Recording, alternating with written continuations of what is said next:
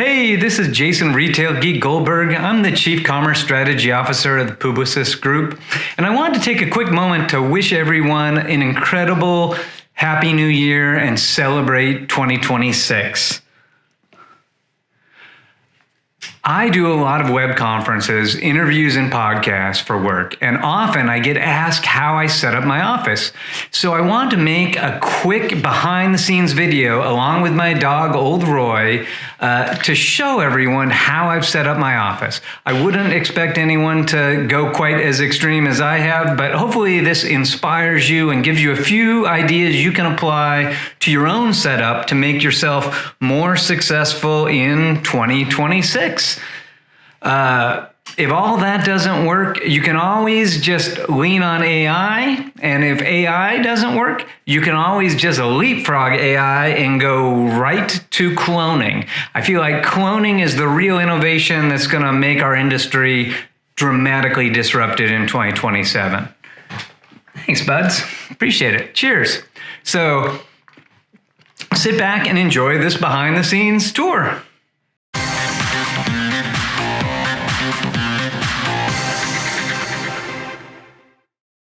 Okay, so here we are in the middle of my office. The first thing I like to do is really control the lights. Alexa, turn on Jason's office. So I have 3 windows. I have blackout blinds on all 3 windows. So the next thing we're gonna do is open up the windows to get the ambient light level a little better so you can see things more clearly.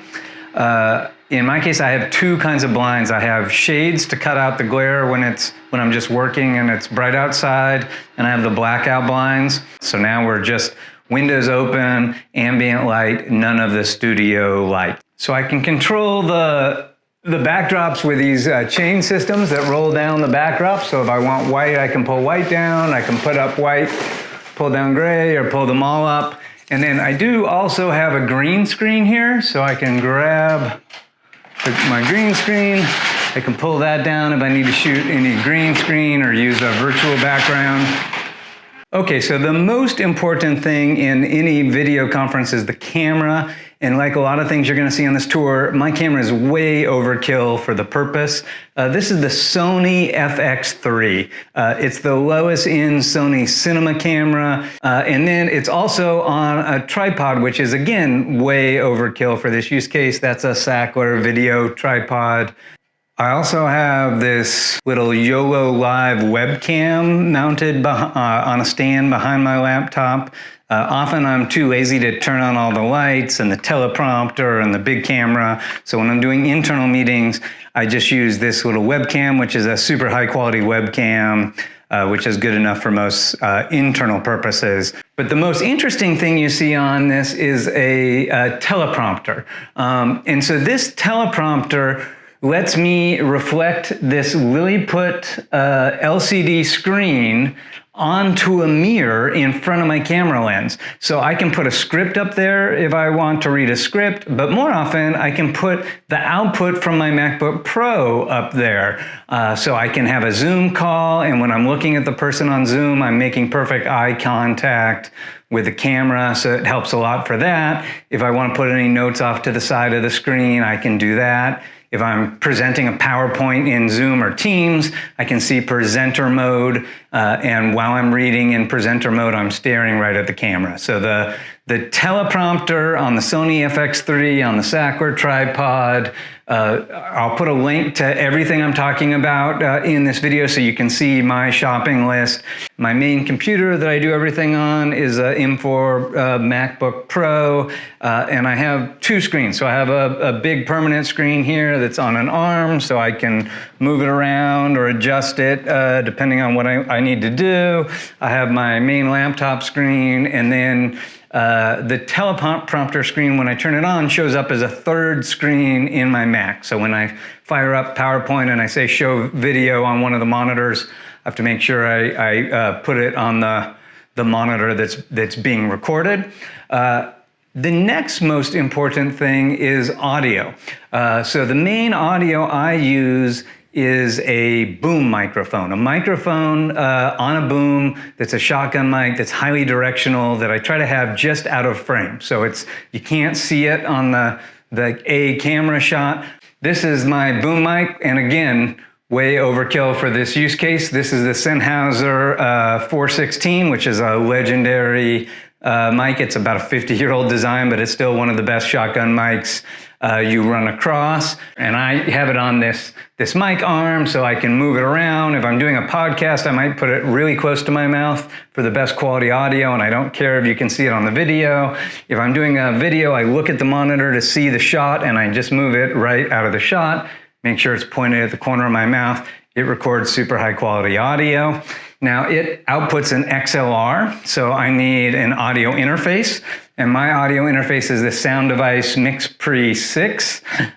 So this is a very good quality field recorder. I can record 6 channels of audio on there. I take one of these out with me when we do remote podcasts with Scott and guests. But here in the studio, I use one as well. It converts the audio from this mic into a signal that goes into the camera. So the next thing you might wonder is, how are we getting the audio from the MixPre 6 and the video from the Sony FX3 to look like a webcam to my software?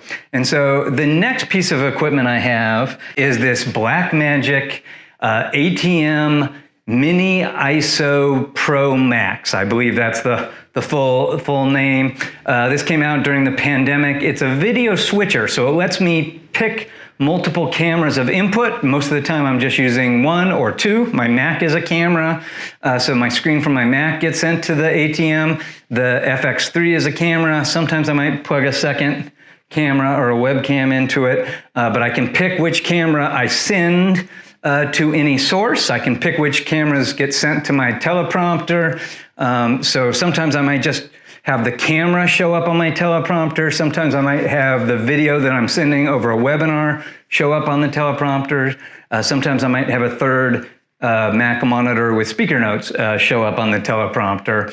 But the ATM lets me pick what sources, pick what shows up on my monitors. And the next thing you wonder is, hey, how do I control that ATM? The buttons are over here. They're kind of out of reach. You wouldn't want to reach them while you're recording. So I have a Stream Deck, which is this device that was originally designed for gamers that let them push different clips. If you're recording a Twitch stream or something like that, or maybe you have some macros, you can program these buttons to control anything. And I'm using a third-party piece of software called Companion to control, to take inputs from the Stream Deck and send them to my ATM switcher. And I actually have Companion running on a little Raspberry Pi. If I want a special effects, like you saw my title and logo pop up, that's a video clip that's on my HyperDeck Blackmagic video recorder, and I push a button on my Stream Deck which plays that logo. And then that cloning trick I did, that's a video I shot of myself delivering coffee on the green screen, and I have a button for that on the ATM as well, so I plug that and clone Jason comes out and delivers coffee, which is always a crowd pleaser. So that is kind of the main setup: the camera, the teleprompter, the audio interface, the boom mic, the monitors, the ATM with the HyperDeck. I should have mentioned I have a cough switch on my microphone, so if I have to cough or something, I can push that button to have an absolutely silent mute so that I'm not coughing into the mic, and that's the main setup. I also wanted to talk about how I hear audio during a webinar or a television interview. I have an in-ear monitor, so this is a single earbud. It actually has a stereo cable, one plug, that sends both the left and right audio to one ear. And then I have a little custom ear mold made for this, so it fits in my ear, it stays snug, it's flush so you can't see it unless you're looking directly into my ear, and it goes kind of in my ear, it wraps around my head, it clips onto my shirt behind my back, and it runs to either my computer or to the sound devices, depending on what audio I'm listening to. And that lets me talk to an interviewer or hear people asking questions on a webinar while I'm presenting without seeing headphones or a microphone on camera. The last thing we're going to talk about is my lights. So I'm mainly using a 3-point lighting system. The main light that lights me, that's the most powerful, biggest light closest to my face, is this Aperture, I think it's 150 watt, with a light dome, a diffuser that makes the light a little softer, and I have it permanently mounted on the wall to be really close to my face. Now, if I just had that light on, one side of my face would be really bright, the other side of my face would be in shadows. This is called the key light, and so we put a lower power light, in my case a further away light, on the other side of my face to kind of fill in some of those shadows. I still want a difference in brightness between the two sides of my face, but I don't want it to be too stark and contrasty. So I have a fill light, which is a smaller aperture light a little further away from me on the other side of my face, and then I have a third light, which is what's called a hair light. So that's behind me, aimed at the side of me, and I know I don't have much hair to highlight, but it just kind of separates me from the background a little bit, causes me to pop a little bit.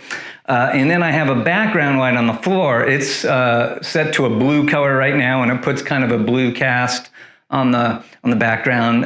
It's a light panel. I can change it to be any color I want.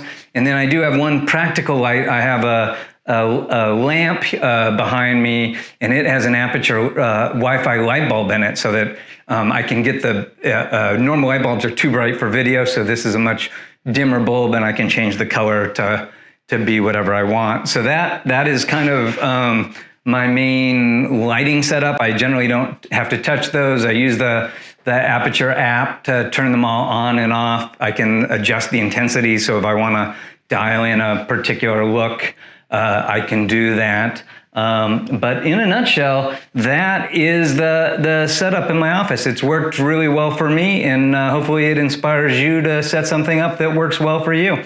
So until next time, happy commercing.